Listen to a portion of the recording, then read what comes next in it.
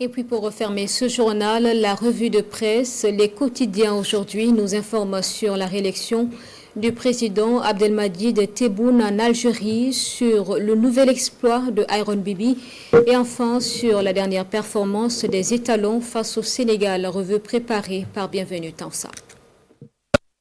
Vendredi 6 septembre, dans le cadre de la première journée des éliminatoires de la CAN Maroc 2025, les étalons tiennent tête au lion du Sénégal, affiche le journal Le Quotidien. Selon le journal Aujourd'hui au Faso, le sort a voulu que les étalons jouent un gros morceau pour leur première confrontation et le nul obtenu face au Sénégal est si précieux qu'il a l'apparence d'une victoire pour les étalons. C'est en effet un nul qui donne un nouveau souffle à notre 11 national Dixit Sidoya. Un score nul 1-1 arraché in extremis puisque le but égalisateur est intervenu en toute fin de seconde partie, fait remarquer le journal Le Pays.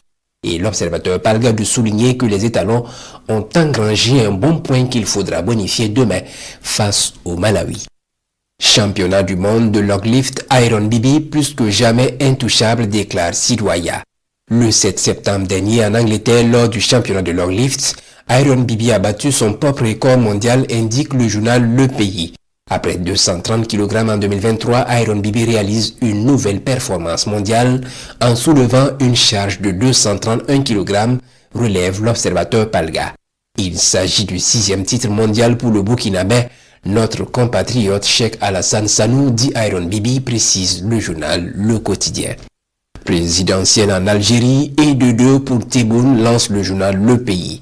Ce quotidien dit avoir assisté à une présidentielle bis repetita le 7 septembre avec Abdelmadjid Tebboune dont la réélection a été officiellement annoncée hier.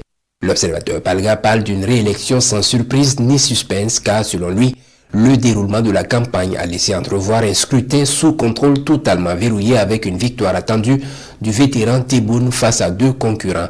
Aujourd'hui au Faso, pointe du doigt une victoire obtenue sans effort.